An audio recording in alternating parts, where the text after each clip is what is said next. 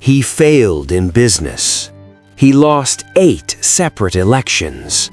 He suffered a nervous breakdown so severe that friends removed all razors from his room, fearing he would take his own life. By all accounts, he should have been forgotten. Yet this broken, melancholy man became the savior of the free world. How does a tragedy turn into a legend?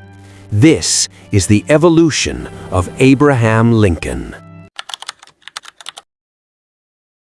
To understand the legend, we must meet the human.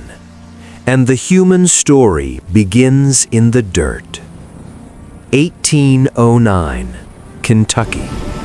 Abraham was born into a one-room log cabin with a dirt floor. He wasn't just poor, he was surviving on the edge of civilization. But the wilderness wasn't his biggest enemy. Loss was. When he was just 9 years old, his mother, Nancy, died of a condition called milk sickness. He stood by her bedside and watched her fade away. This trauma planted a deep, dark sadness in him that would never leave. While other boys on the frontier were learning to hunt and shoot, Lincoln was different. He was hungry, not for food, but for words. He would walk miles in the rain just to borrow a single book. His father called it laziness. Abraham called it survival. He sensed that his mind was the only weapon he had.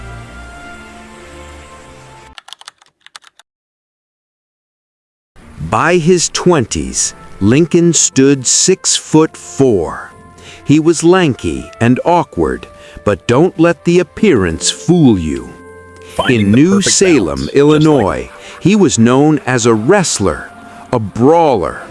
He famously challenged the town bully and won, earning respect with his fists before he ever earned it with his voice.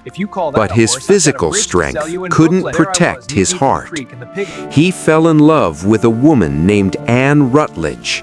Historians say she was the love of his life, but in 1835, typhoid fever took her.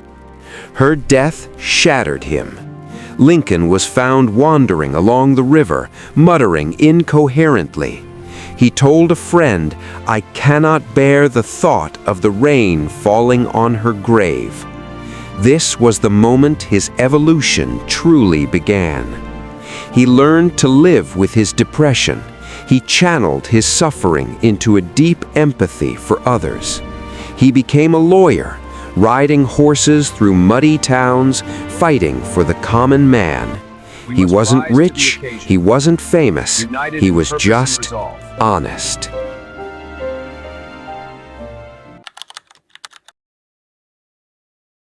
For a long time, Lincoln was a political failure.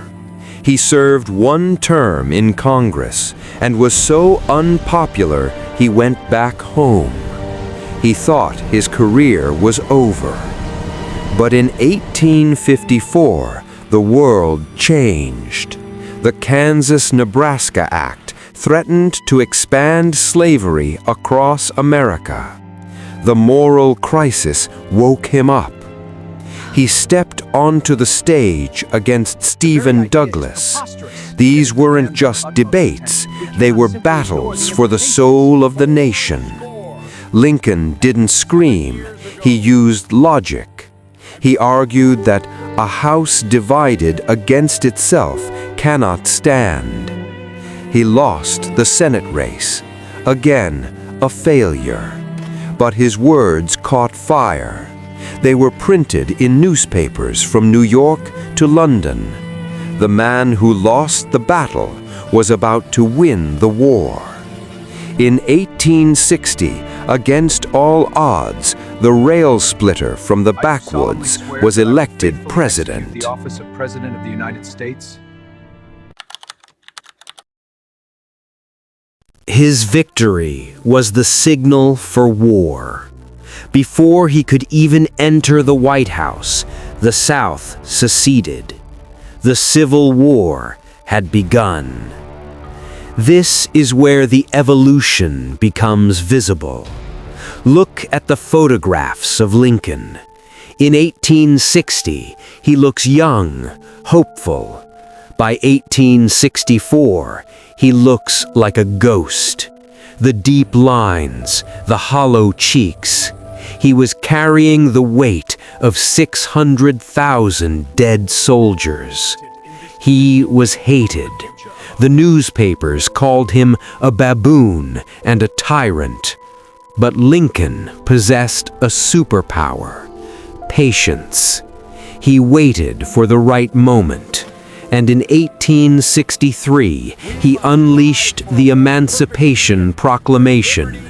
He changed the purpose of the war.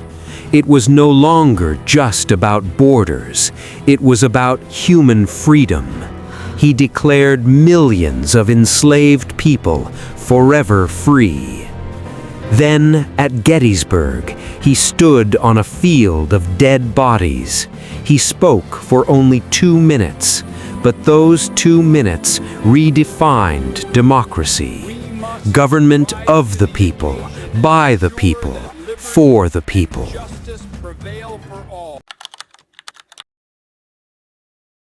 April 1865. The guns fell silent. The Union was saved. Lincoln was exhausted. On the morning of April 14th, he told his cabinet he had a dream of a ship moving towards a dark shore. He felt a strange peace. That evening, he took his wife, Mary, to Ford's Theater. He sat in the rocking chair, holding her hand. He whispered that he wanted to visit the Holy Land, to see Jerusalem. He was finally happy. Then the footstep, the shadow, the gunshot. John Wilkes Booth, an actor and Confederate sympathizer, pulled the trigger. The man who saved the nation could not save himself. He died the next morning at 7:22 a.m.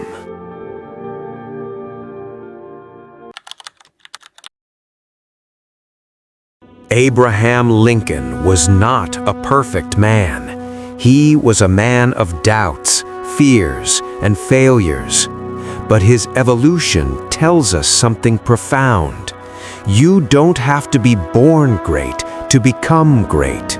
You don't have to be free of pain to heal others. Lincoln showed us that even a broken man can stand tall enough to cast a shadow across history. He belongs to the ages now. If this story inspired you, please subscribe to our channel and share this video. Help us keep history alive. Thank you for watching.